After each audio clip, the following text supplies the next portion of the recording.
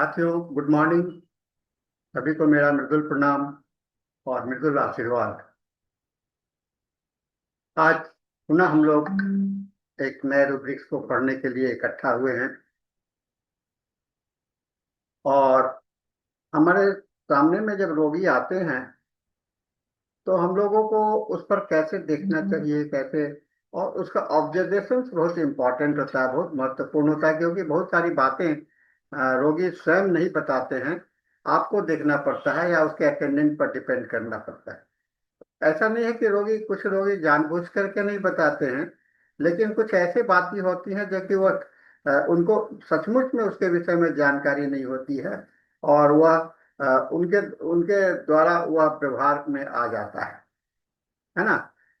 ऐसे ही एक रोगी का मैं जिक्र करते हुए आज के रूब्रिक्स का मैं परिचय देना चाहूंगा। एक रोगी बच्चा को लेकर के उसकी माँ आई मेरे क्लिनिक में। बहुत पहले की बात है और उस समय में वह काफी रो रहा था और बाहर वेटिंग रूम में वो तो उसको उसकी माँ उसको गोद में लेकर के टहल रही थी और टहल रही थी। तो उस समय में उसको काफी दिक्कत हो रहा था और रो रही थी। जब मेरे पास में आई माँ को लेकर के, बच्चे को लेकर के, तो वहां पर उसने, मैं देखा, पूछा क्या तकलीफ है, तो बोला कि देखिए ना डॉक्टर साहब, कई एक महीने से इसको डायरिया हो रहा है, पतला पैखाना हो रहा है और सफेद लैट्रिन होता है और पानी भी कम पीता है। जब जब तक पानी में कुछ चीनी नहीं मिला देते हैं तो वह नहीं पीता है। तो ये बात तो कह रहा था, मैं रोगी को देख रहा था और वो बच्चा जो है तो लगातार रोए जा रहा था, लेकिन रोते के साथ साथ उसके मुंह में दांत जो है ऐसे, दांत कहीं ऐसे बना रहता है।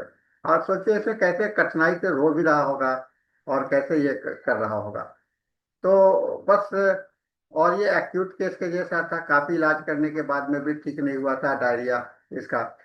टीचिंग प्रॉब्लम्स भी था कि नहीं, ऐसा पता नहीं चल रहा था। अब देखिए हमारे सामने में एक रूब्रिक्स बहुत अच्छा से सामने आ गया।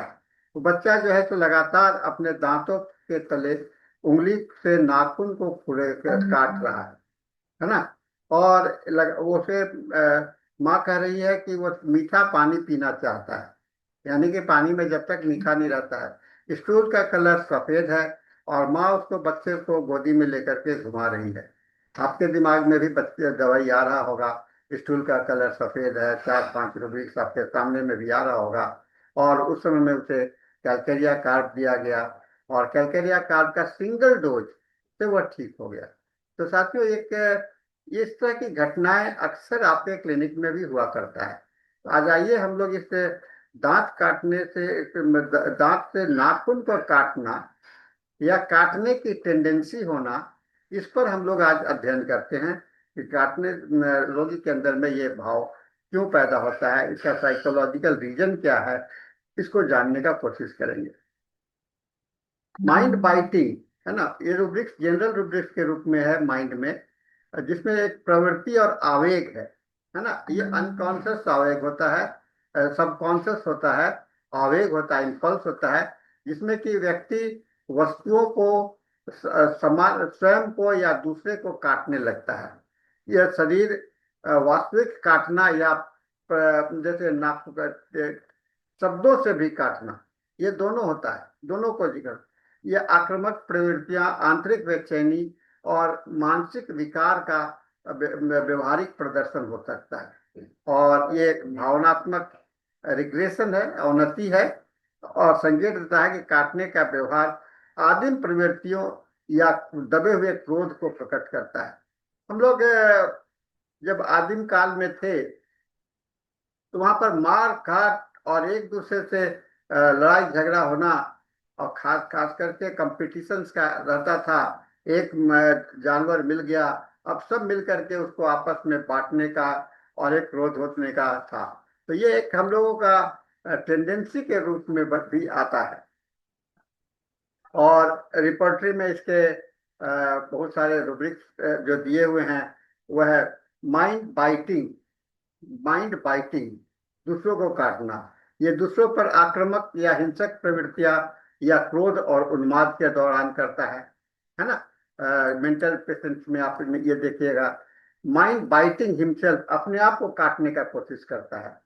माइंड बार्किंग, बिलोइंग, उन्माद के समय में एक पशु के जैसा, मनोविकार विकार में पशु के जैसा और आदिम प्रवृत्तियों का जैसा करता है। एंगर, क्रोध, है ना। काटने का व्यवहार तीव्र क्रोध या उन्मादी प्रकोप के साथ होता है। डिस्ट्रक्टिवनेस, काटना विनाशकारी प्रवृत्ति का रूप है। और माइंड वायलेंट, है ना।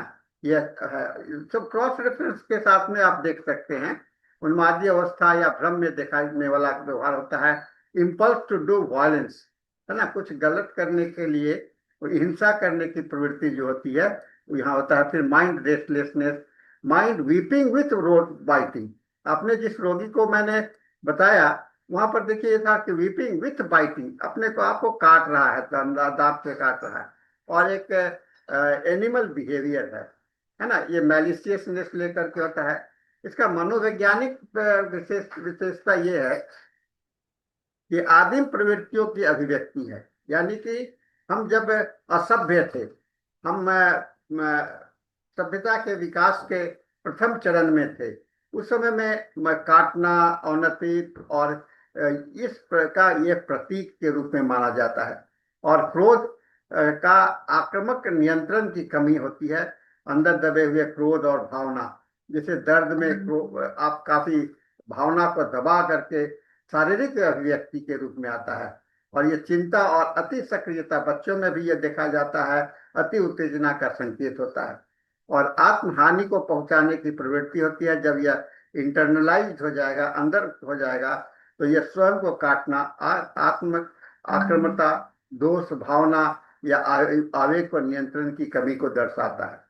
एक होता है वाचिक काटना, यानी कि कुछ मरीज जो होते हैं तो वास्तविक रूप से नहीं काटते हैं, लेकिन व्यंग्यात्मक रूप से शब्दों का प्रयोग करते हैं। फिर आपको साइकोसेक्सुअल संकेत भी होता है ना। ये साइको यौन संघर्ष का माना जाता है। अगर मनोविज्ञान में काटना और अवसादग्रस्त यौन संघर्ष साइकोसेक्सुअल प्रतीक माना जाता है। ये क्लिनिकल महत्व है पेडियाट्रिक्स में, जैसे ऑटिज्म में, एडीएचडी में, सेंसिटिव बच्चे में, एकीकरण की समस्या, मैंने इंटीग्रेशन की समस्या वाले बच्चों में, और जिसमें कि स्वयं को या वस्तु को काटने की आदत है। देखिएगा कि बच्चे जो दांत नहीं काट रहा है तो किसी वस्तु को काट रहा है, कपड़ा को काट रहा है, बाइटिंग क्लॉथ से, है ना। मनोविज्ञान चिकित्सक में साइकेट्री में भी ये रूब्रिक्स बहुत इंपॉर्टेंट होता है, जैसे सिजिफ्रेनिया, उन्माद में, हिस्टीरिया में, गहरे अवसाद के मामलों में। फिर न्यूरोलॉजिकल कंडीशंस में भी आप देखिएगा, मिर्गी के दौरे में जीभ और ओठ को एक दूसरे से काटता है, और गुस्से में भी लोग जीभ दबा के काटते हैं, है ना। डिमेंशिया, अल्जाइमर में भी आपको ये रोग लक्षण मिलेंगे। मानसिक अवनति जहाँ हो रहा है, अंतिम चरण में होता है तो आक्रामक होता है। और नशा छुड़ाने में विड्रॉल सिम्टम्स में डेलेरियम, ट्रीमेंस और मादक प्रभाव के अभाव में भी यह देखा जाता है। जिसको कि नशा के लिए छुड़ाने किया जा रहा है, तो वहां पर देखिएगा कि वहां पर भी काटने का टेंडेंसी होता है। मरीज का आपको कैसे बोलेगा, मुझसे गुस्से में कुछ काटने का मन करता है, लगता है कि मैं काटूं। मैं चिंता में उंगली और होठ उंगली को काटता हूँ। मेरा बच्चे गुस्से में दूसरे को काटता है। व्यवहारिक संकेत आपको देख ही रहे, मैंने बताया कि वह किसी वस्तु को काट रहा है, नाखून को काट रहा है, या खुद को काट रहा है। और क्रोध में जानवरों के जैसा व्यवहार कर रहा है। और न्यूरो डाइवर्जेंट बच्चों में आत्म शांति शांत करने का तरीका है, अपने आप को शांत करने के लिए ये करता है। और शारीरिक भाषा इसका क्या होगा, आक्रामक होगा, मुद्रा होगा, दांत भींचना होगा, और पशु जैसा व्यवहार होगा। इसके बहुत सब रूब्रिक्स बहुत महत्वपूर्ण है। बहुत सारे सब रूब्रिक्स हैं, जैसे बाइटिंग ऑब्जेक्ट्स, कपड़े, खिलौने, फर्नीचर और अन्य बच्चे को बच्चे लोग काटते रहते हैं, नेल्स, है ना।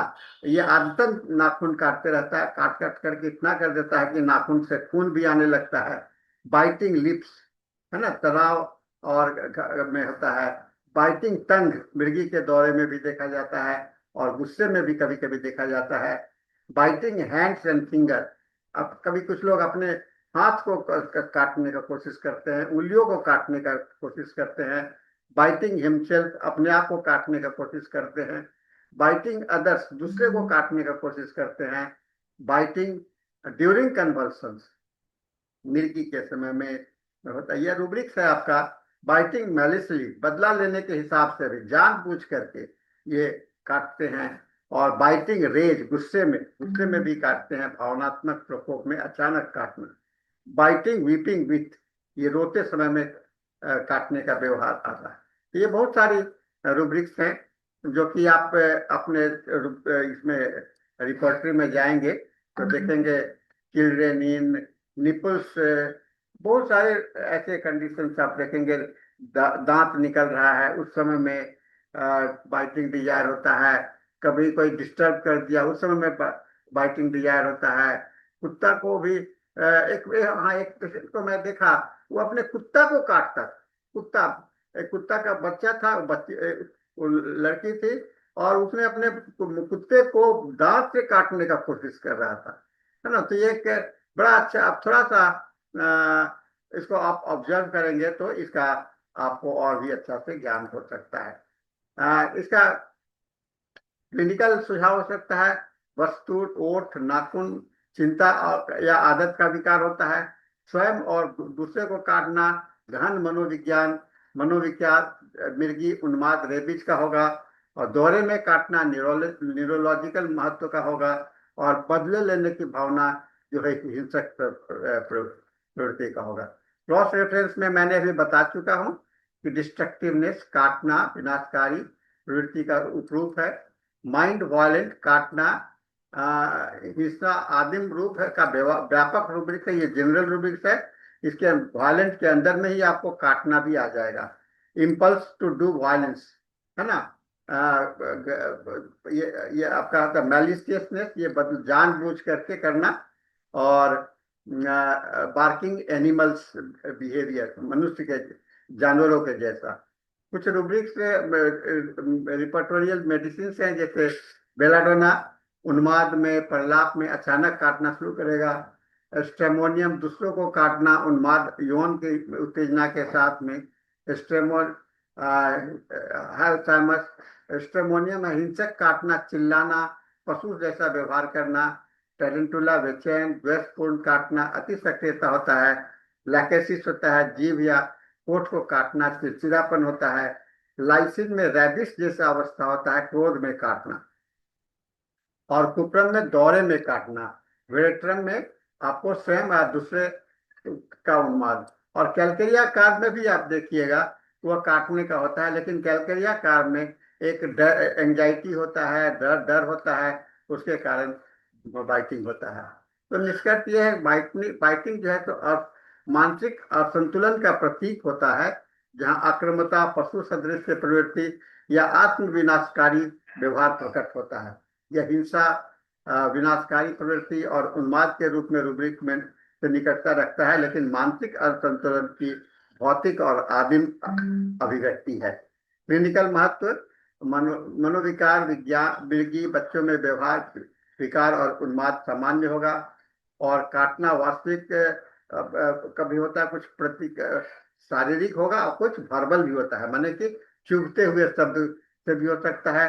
और जब ऐसा लक्षण है तो आपके लिए दवा का चुनाव करना बड़ा सरल हो जाता है।